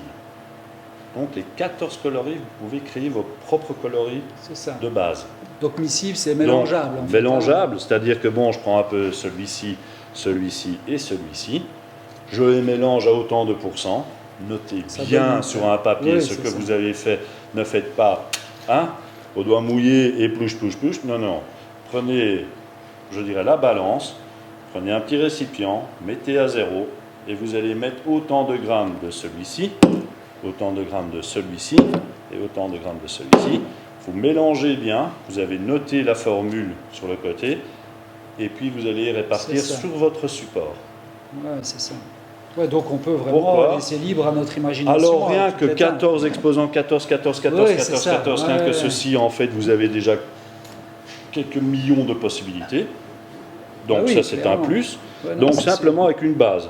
C'est ça, exactement. Et Donc puis alors là, après, dans on toutes peut les encore familles, remettre l'huile de finition et derrière qui dans va les accentuer huiles, ou diminuer. Exactement, le- c'est-à-dire que si maintenant je prends le white et je trouve le white un peu trop white, je peux prendre par exemple le pur Et le mélanger avec et le white. faire un mélange. Mais D'accord. toujours le même principe, la balance, Vous le appuyez. petit pot, vous appuyez sur 0 et vous mettez C'est le ça, grammage c'est ça. du mélange. Ouais, et vous ouais. notez bien ce que vous avez fait Ouais, tout à fait. et sur quel support. Ouais. Ouais, non, du ok. chêne, c'est Oui, du tout hêtre à ou quoi fait. que ce Parce soit. Parce que qu'évidemment, bon, il va là, tu peux réagir avoir d'une des manière. variations Tout à aussi. fait, tout à fait. Donc là, une fois que tu as fait ça, ben, tu peux te lancer. Et attention, donc ça veut dire que dans toute la famille des huiles, elles sont miscibles, c'est-à-dire mélangeables entre Ouais, elles. c'est ça. Et là, il y en a 40. Donc tu as 40 fois, 40, 40, 40, 40. Plus éventuellement, j'aurais mis un précolore, je dirais, Ouais, c'est avec ça. mon mix. Donc tu es parti pour quelques millions de possibilités. Oui, c'est clair. Donc là, évidemment, tu deviens, je dirais, pas un chimiste, mais tu deviens un coloriste. Oui, c'est ça. Coloriste ou. Voilà. Ouais. Donc là, évidemment, ben, Benoît, il veut absolument avoir ceci. Bon, ben, ok, je lui montre ce que je peux faire alors à ce moment-là. Et je reprends par exemple donc un foncé. Je vous dis directement, il n'est pas sec. Hein. Mais c'est pour vous montrer que par après, je viens simplement remettre ici donc Ça, c'est de l'huile, l'huile ça. qu'on a mis avant là, D'accord. avec le tanin primaire et directement C'est ça. dessus. Maintenant, je vais mettre directement l'huile ici dessus. Voilà. D'accord, ça. Donc là, moi maintenant, je viens simplement répartir sur la superficie, je dirais, la protection. C'est ça. Et la Ça, protection, l'huile c'est de quoi? finition. C'est l'huile de finition. Et je viens bien masser dedans. Donc vous voyez, ça c'est le but du jeu. Donc sans précoloration, Incroyable. avec précoloration. Et là, vous êtes dans un noir qui est noir profond. Ouais, c'est ça. Tu veux faire du wenge avec du chêne, bah, Voilà, c'est un peu moins cher quand même que d'acheter en Ouais, fait quelques mais quelques justement, mètres cubes de- l'astuce. Exactement. Louis Par qui vient de exemple, se faire un beau figure-toi. petit damier, et ben voilà, à la place d'acheter du wenge, t'imagines un J'aurais petit pu peu faire ça, ouais. l'économie de malade. Ouais. Oui. Donc là, pour vous montrer la différence, Oh là là. qui est alors beaucoup plus intense par rapport à ce que j'avais fait Oui, c'est avec ça. le tanin. Donc ça, c'est en une couche. Vraiment aller chercher tous les coloris. Le tanin, je dirais, primaire, ici en une couche, et ici avec le précolore C'est Easy Intense Black. Donc là, on voit quand même vraiment bien les différences. C'est-à-dire que là, on est plutôt sur de la DOS, hein, puisqu'on on a les flammes, etc. Là, on est plutôt sur du quartier, puisqu'on a on a beaucoup de mailles. Donc, on a vraiment de la maille. Et on voit les différences, en fait, finalement, entre la manière dont le produit pénètre dans le bois, puisque avec la maille ou la flamme, on voit une différence. Alors, ce qui est impressionnant, c'est quand même cette différence entre le tanin primeur et sans tanin primeur, avec le précolore Précolorisé. et sans rien, donc comme là à la base, c'est un truc de dingue. Et encore, Et là, puis on est que regardez, sur du noir. et puis regardez en plus là, si vous avez par exemple des bois où il y a beaucoup C'est ce d'aubier, que j'allais dire, et ouais. ici vous venez carrément couvrir C'est l'aubier ça. sans aucun Oui, problème. le houbier, on le voit ressortir. Ouais, il y a un petit Non, peu c'est d'aubier vraiment, ici. chouette. Donc là c'est un plus. Il faudra qu'on fasse des essais de différentes couleurs. Franchement, moi je suis un peu convaincu. Oui, du truc bon, pour ben, là, montrer- Non, mais moi je parle à mon niveau Ouais. pour voir un petit peu. J'ai envie de voir un petit peu comment ça fonctionne. Déjà faire notre esport et voir si je suis toujours aussi Ouais. convaincu à la fin, évidemment. Mais c'était important pour moi de montrer tout ça parce que honnêtement, je ne l'ai jamais vu. Enfin, j'ai Alors, jamais vu tu toutes ces étapes et les variations que. Ouais. Donc qu'on ça pouvait sont, faire. sont des préparations, hein. Ouais. Mais c'est pas fini. Hein. D'accord. On serait pas Rubio si. Donc je reprends l'autre côté. On a toute la collection. Alors à ce moment-là, c'est ce qu'on appelle, je dirais, les pre-aging. Pre-aging, là-dedans, il y a 3 petites familles. La famille des fumed Donc ça c'est fumé, donc tu as Alors lui il est bilinguiste, hein, moi pas. Moi je suis bilinguiste wallon français. Lui, il est bilinguiste, tu vois. Fumed look, moi, je ne sais pas le dire. C'est fume look. C'est fume d'intense, alors. C'est fumette intense. Voilà. Look fumé. Et alors, le fumette licht. Le fume light. Donc là, vous avez deux possibilités, évidemment, c'est-à-dire c'est un fumé donc profond. D'accord. Et ici, c'est un light. Okay. Maintenant, si le profond est trop profond et vous voulez l'atténuer, qu'est-ce qu'on fait? On fait le mélanger d'eux. D'accord. Donc là, vous êtes reparti aussi évidemment. Mélangeable, quoi. Donc tous les coloris que vous avez ici, vous avez la possibilité d'en avoir 10. Ça, je vais mettre sur les côtés. Donc ça, c'est des coloris qui permettent de donner un aspect vieilli au bois. Exactement. Fume Light, donc produit à base d'eau. Le principe, on est reparti, je dirais, pour un petit coup. Voilà. Je viens de nouveau avec mon Scruby. Simplement répartir. Ça peut se faire au pinceau ou donc ce lui, qu'on... il est beaucoup plus il est beaucoup plus soft. En fait, au niveau, je dirais, beaucoup plus liquide, évidemment, à ce niveau-là. On voit directement ce qui se passe. Oui. Attention, certains reconnaissent des produits comme ça en tant que réactifs. D'accord. Ici, nous ne sommes pas dans un réactif tannique. Okay. C'est-à-dire, même sur du hêtre, je peux employer ce produit-ci. Ok. Ça va. Beaucoup de fabricants travaillent avec des réactifs. Oui, c'est ça. Le gros problème des réactifs, c'est quoi? C'est la perte de puissance de réaction avec le temps. D'accord. L'entrée des UV dans une pièce, automatiquement, ton réactif va diminuer et va perdre son intensité. Ok. Au plus tu nettoies un réactif, au plus ça diminue aussi. Ok. Chez nous, c'est pas un réactif, c'est un produit bien spécifique à base pigmentée. Automatiquement, tu peux avoir des entrées UV ou quoi que ce soit, ça ne va pas te changer, au contraire, ça te donne un fond complémentaire. Ok. Simplement égaliser, c'est tout ce qu'on demande. Tu peux le faire au petit rouleau, au pinceau, au doigt. Mais bon, au doigt, vous avez 1000 mètres carrés, c'est pas facile. Mais donc là, évidemment, faire bien attention à ce niveau-là. Tu as déjà des réactions qui se font, je dirais, sans être un réactif. Il vient te mettre un fond. Évidemment, là, on va devoir chauffer. Là, on va prendre, je dirais, le décapeur thermique, de telle façon à le réchauffer un petit peu. C'est ce que quand on discutait tous les trois là, il disait non, moi l'huile je ne mettrai jamais ça sur un plateau ou sur une table où on va manger, etc. Je le mettrai toujours à vernis ou à vitrificateur. Moi je remets un peu de cristal dessus. Alors. Ok, ça va. Je lui dirais parce que franchement, je voyais bien qu'il était un peu réticent, etc. Après, je crois sincèrement que beaucoup de gens, de plus en plus de gens deviennent réticents parce qu'on le voit partout, tu vois. Et quand je dis on le voit partout en termes de partenariat, comme je t'expliquais. Oui, mais c'est ça. Et c'était aussi ça le but, moi, de le faire ici sans partenariat et sans rien demander ou quoi que ce soit, parce que pour ramener une certaine crédibilité, tu vois. Ouais, ayant été un petit peu convaincu par le truc, je trouve ça dommage, tu vois, c'est un petit peu comme, je sais pas moi, à un moment donné, tout le monde te parle d'un truc à la télé, et puis tu dis, ouais, ça va, on parle que d'eux, machin, puis tu commences à avoir tellement de critiques que c'est pas parce que. Alors qu'ici, moi, après je dis, je verrai clairement quand j'aurai fini mes portes, mais j'ai vraiment ce sentiment que c'est, oui, non seulement facile, mais que, oui, c'est résistant, etc. Après, l'avenir me le dira, évidemment. Moi, le problème que j'ai eu avec l'huile, je ne comprenais pas. Et donc, on a fait la démarche, c'est-à-dire, ok, écoute, ça ne va pas, on va réessayer avec un autre papier. Ok, on a été jusqu'au 120 maximum. On l'a fait à la ponceuse à bande. Je me suis même racheté une ponceuse à bande. C'est pas une blague, hein, parce que je me dis, écoute, on va vraiment refaire tout nickel comme il nous l'a dit. On a reponcé les 13 portes, recto verso, ponceuse à bande, 120. Ça recommence. Donc on met notre première couche. Je dis bien, ouais, chiffon, tiré. J'ai la vidéo, hein, j'ai le pot. Il n'y a même plus de résidus dedans. Et tout se remélangeait. Et donc c'était ça qui me posait un problème, c'est qu'on ne savait pas m'amener de réponse, tu vois. Alors, tu sais, quand quelqu'un te dit, ouais, ben non, ok, désolé, ben avec le chêne, il pourrait y avoir de temps en temps une réaction à cause du tanin, ou malheureusement, l'huile blanchie, des fois, peut... Mais là, non seulement, ils ne se remettent pas en question, dans le sens où, ben non, ben ouais, désolé, ben non, ben je ne comprends pas non plus. Ouais, mais attends, et si dans 15 jours, tu as un gamin comme Louis qui se met à son compte, premier chantier, il signe 10 portes. Waouh, génial, j'ai signé 10 portes. Vous voulez quoi, monsieur? Oui, blanchi. Ok, super. Il se dit, bah ok, je vais chez un tel, hein, chez le fournisseur, il achète du blanchon.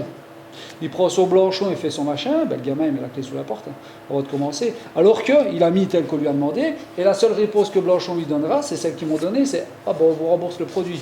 Ben, ça lui fait une belle jambe, lui. Hein. Ah oui, il doit réinvestir dans un autre produit, c'est pas grave, on va dire c'est kiff-kiff en termes de produit, mais les 8 jours qu'il a bossé, plus le ponçage, plus les papiers de ponçage, plus enfin, tu fais ton compte, en fait, il y a de sa poche, et encore, sans être certain sans avoir de résultats.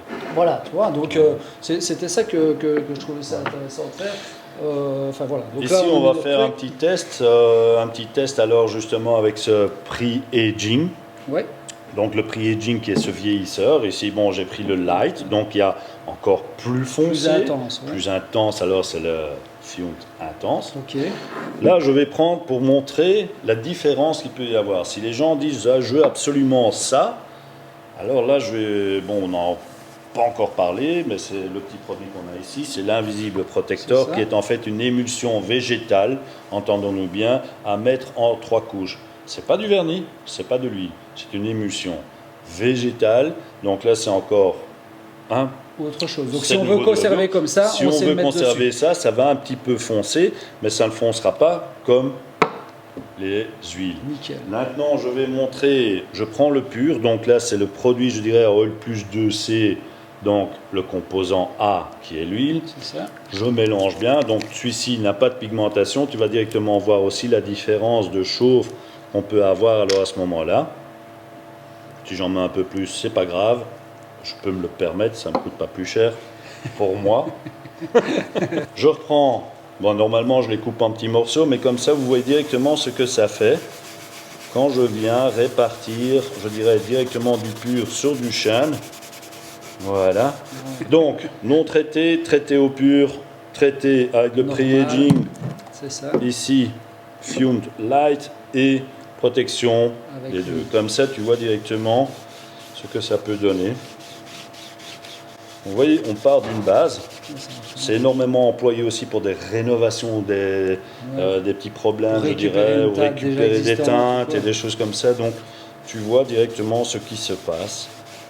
Voilà. Ouais, c'est ça, donc, non traité avec, bien traité simplement. Je ne sais voilà. pas si on voit bien la caméra, mais on voit vraiment bien ici les 3 différences. Alors, à savoir que moi, j'ai l'autre côté qui est traité. Donc là, c'est sans rien, enfin avec le précolore, voilà, grisé, on va dire, enfin vieilli, avec l'huile pure. Donc ça réchauffe vraiment la. Et alors on voit les veines du bois qui ressortent. Enfin, je sais pas si ça se voit à la caméra, mais ici, franchement, c'est chouette. Et alors ici, on a vraiment simplement le pur, légèrement doré. Le chêne. Non, franchement, c'est super produit. Enfin, moi, je trouve. Voilà.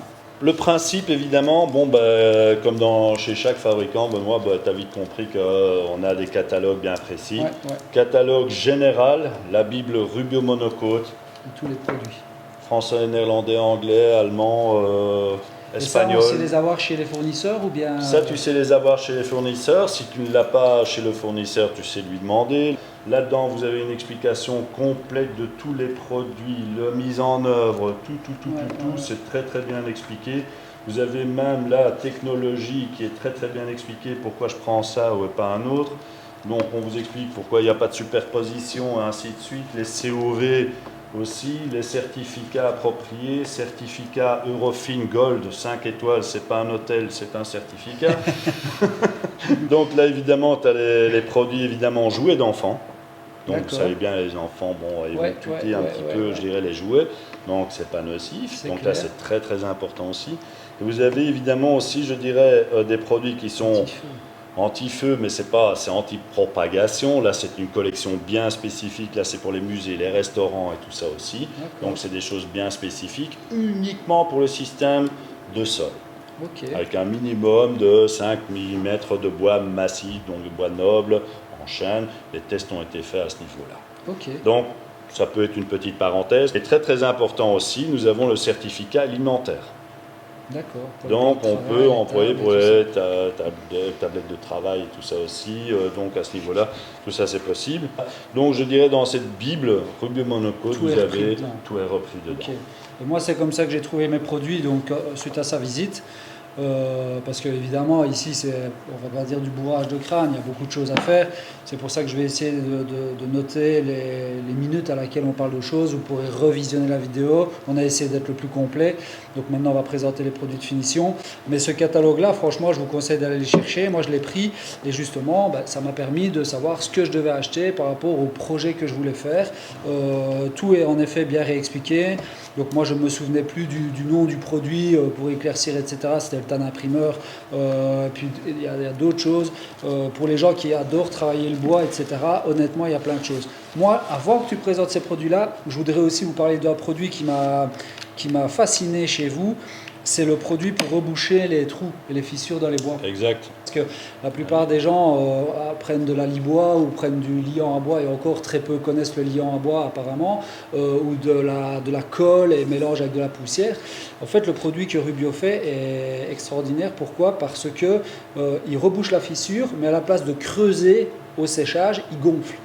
Donc ça veut dire que quand vous allez poncer votre surface, vous allez d'abord poncer le produit et puis vous allez arriver au bois. Contrairement aux autres produits où, quand vous allez reponcer pour récupérer votre surface, généralement vous allez refaire un creux où vous aviez votre fissure. Et je trouve ça fascinant. Je ne connais pas la technologie, mais le principe en soi, je trouve ça génial. Mais voilà, donc ça à retenir aussi. Je ne sais pas s'ils l'ont tous en stock chez les fournisseurs, etc. Mais ce serait intéressant s'ils m'entendent d'en avoir parce que voilà, c'est ça. Donc le wood filler. Ah oui, parce qu'en plus il y a des coloris aussi. Voilà, c'est-à-dire que bon, vaut mieux toujours aller un peu plus foncé, parce que bon, si tu as un bois foncé ou une teinte plus foncée, automatiquement, tu as tout intérêt à aller un peu plus foncé. Il faut, comme tu as très très bien stipulé, c'est-à-dire qu'en séchant, bon, il a tendance à gonfler à la place de, je dirais, de se rétracter ou quoi que ce soit. Donc il va premièrement gonfler, mais il pousse aussi. Ça. Donc là, c'est l'avantage que tu ne dois pas chaque fois recharger. Okay. Et en fait, c'est pas un mastic traditionnel style Gupa ou quoi que ce soit, avec tout le respect que je leur dois. Mais le principe, c'est quoi exactement ? C'est de la poudre. Donc, si tu as terminé, tu prends ton pot, tu le fermes et tu le mets dans un endroit sec, il n'y a pas de problème. 6 ans après, tu as besoin de nouveau du wood filler. Tu reprends, tu prends en fait la poudre et tu le mets dans un petit pot. Tu mets autant d'eau et tu le rends aussi fluide que toi, tu le penses. De telle façon, je dirais, pour évidemment des zones verticales, tu ne dois pas le rendre trop fluide. Tu as compris pourquoi ? Parce qu'autrement, tout retombe. Ouais, okay. Donc, tu vas le rendre plus pâteux. Donc là, tu fais à ta guise, en fait, ton propre mastic. Est-ce que le produit adhérera quand même aussi sur ce produit-là, moins ou plus Tout à fait. Il adhère, il se colmate directement, en fait, à la cellulose aussi. Donc là, à ce niveau-là, il n'y a pas de problème. Vous avez évidemment différents produits d'entretien. Il y en a un, vous m'en verrez désolé, c'est le système en fait d'un côté, c'est le savon. Le savon, je dirais, qui est ici, je dirais un savon prêt à l'emploi. Vous voyez directement. Et il existe le soap. Le soap qui, lui, à ce moment-là, est un concentré de savon à pH neutre. Très, très important pour les huiles. En fait, Rubio Monocote, c'est de travailler avec des produits en fait à base neutre. Un petit spray partout, microfibre pour retirer les résidus de poussière ou quoi que ce soit. J'ai laissé sécher et voilà, et c'était impeccable. Ok, donc ça c'est avec le produit d'entretien. Donc ça c'est simplement le produit d'entretien qu'on appelle le Surface Care prêt à l'emploi, qui existe aussi qu'on appelle le soap, qui existe en 1 litre ou en 2 litres.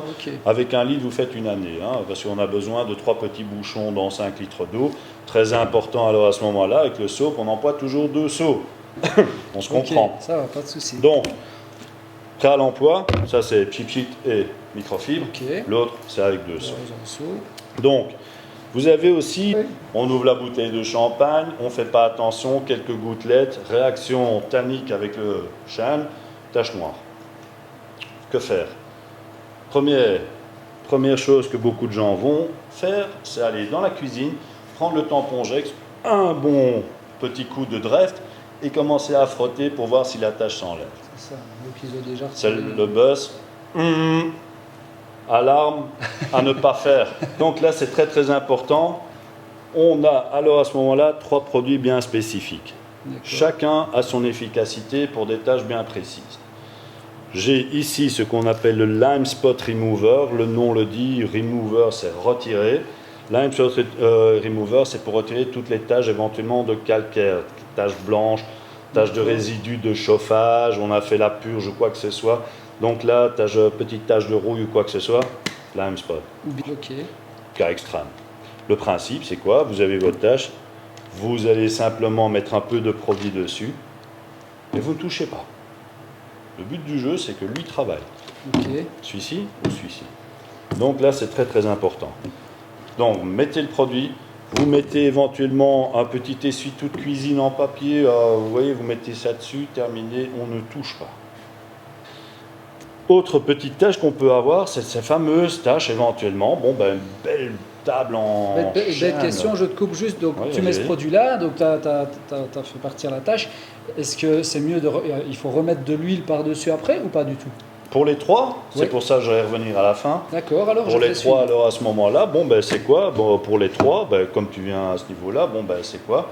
Une fois que la tâche a disparu, tu dois prendre simplement un petit chiffon avec un petit peu d'eau, de telle façon à stabiliser le produit. D'accord. La première chose à faire. Le deuxième, c'est le Tannin Remover. Tannin Remover, là, bon, ben, on a compris, c'est pour les taches tanniques, donc des taches bien noires. Le cul de bouteille de vin sur la belle table en chêne, ou quoi que ce soit. Le procédé, c'est toujours le même que je vous ai dit pour les trois, c'est tu mets le produit et tu ne touches pas. C'est lui qui travaille, lui il vient restabiliser.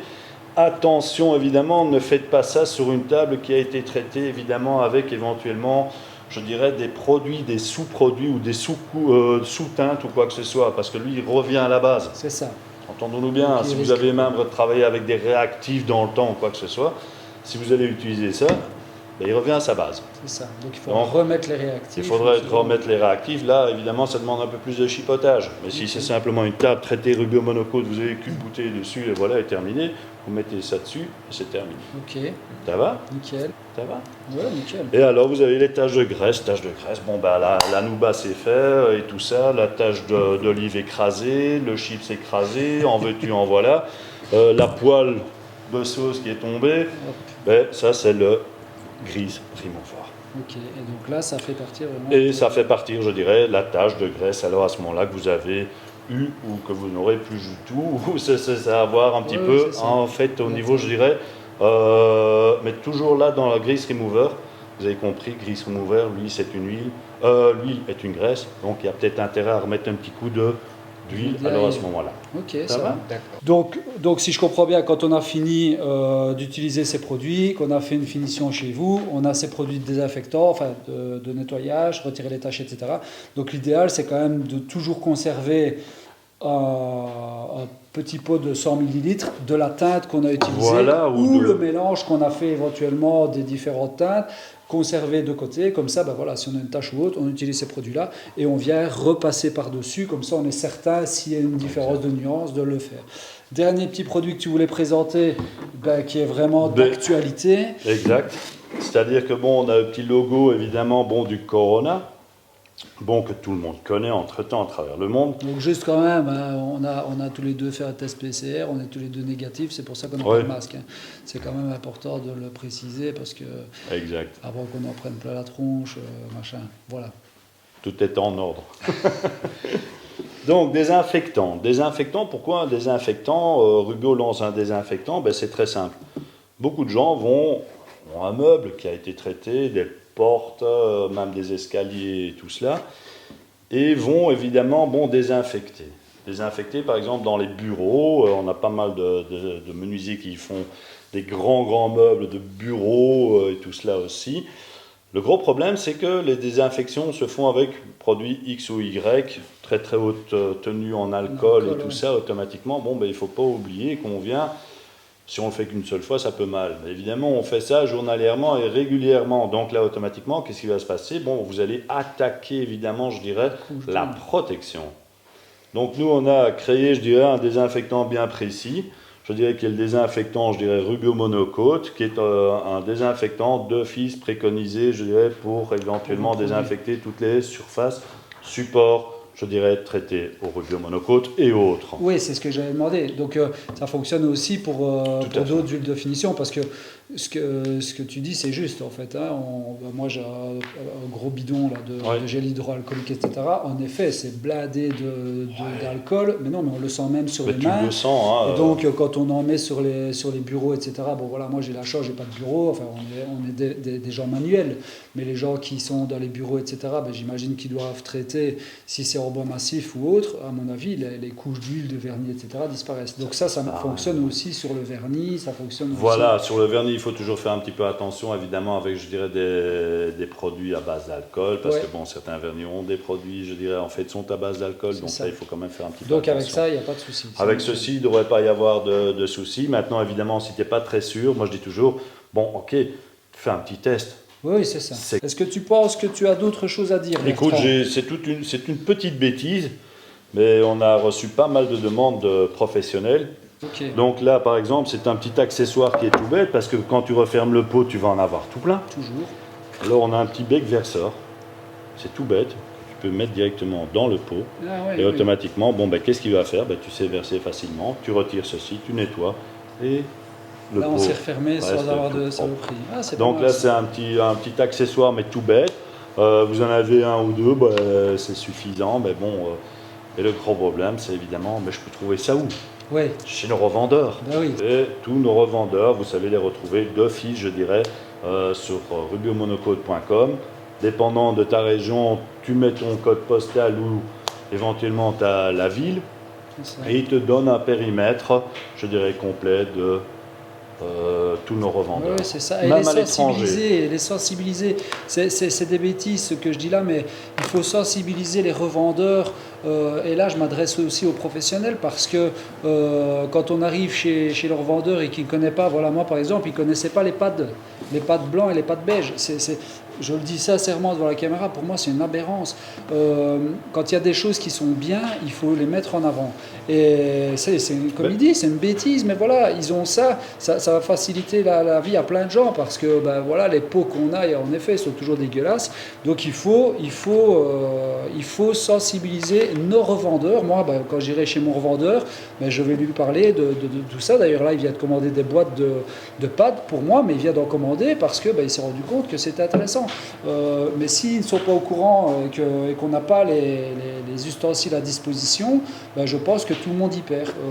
Moi, j'espère qu'il ne m'en voudra pas que je cite son nom, mais Pierre Fontini me dit, ouais, moi j'ai pris les pads bleues parce que, ben voilà, en fait, ils m'ont dit que c'était ça que je devais prendre, mais ils ne savaient pas, ni le revendeur, ni lui, que ça existe. Et donc, où tu dis que c'est un cercle vicieux, tu as raison, parce qu'à partir du moment où nous, on ne le voit pas et qu'on n'a pas eu l'information, parce que tout le monde n'a pas la chance peut-être de te recevoir dans son atelier, à un moment donné, il ne peut que se fier aux revendeurs. Voilà, moi je n'ai plus spécialement de choses à demander, je suis super content du rendu, je ferai le montage, on verra comment ça va fonctionner, mais j'espère que vous avez appris des choses. En tout cas, moi j'ai appris plein de choses. Louis a les yeux qui brillent derrière l'appareil photo, mais c'est vrai, on a appris vraiment beaucoup de choses. J'espère que ça vous aura plu, que vous avez aussi appris des choses différentes que vous ne connaissiez pas justement sur cette marque. Maintenant, nous, on va attaquer les portes, et puis je vous dis à bien vite pour d'autres aventures. Je te remercie d'être passé à l'atelier, évidemment. Je te remercie, Benoît. Et puis, voilà, j'espère que vous avez appris des choses sur les produits. Et Louis, évidemment, comme je le disais, il a les yeux qui brillent. On a appris plein de choses sur les produits encore, parce qu'il était venu nous les présenter il y a 15 jours, mais j'ai encore appris plein de trucs avec les produits de fond, voilà. J'espère que vous aussi, ça vous a donné plein d'idées et ça vous a appris des choses. Ça vous aura aussi convaincu, contrairement à beaucoup de gens qui venaient dans les critiques, enfin sur les commentaires, ouais, Rubio, j'espère que tu n'iras pas vers là, etc. En fait, je ne vais pas vers là en termes de partenariat, mais je vais vers là en termes de produits. Et honnêtement, j'espère que vous aussi, vous avez été convaincus par la démonstration. Vous avez vu la gamme de produits et le panel de possibilités que la marque offre. Alors, pour ne rien gâcher, c'est belge. Donc, je n'ai encore aucun problème à le mettre en avant parce que même si j'ai rien à gagner dans l'histoire, c'est belge, donc c'est mon pays, c'est ma patrie, et puis voilà, donc vive les frites comme dirait l'autre. Et puis pour le reste, voilà, je vous dis à bien vite pour d'autres aventures. Tout ce qui arrive, je ne saurais pas vous dire exactement, mais on a plein de choses. On a Pergola, on a Carport, on a Extension, Saturbois encore. Et puis voilà, j'espère que ça vous aura plu et que vous aurez appris plein de choses. Allez, salut! Au revoir.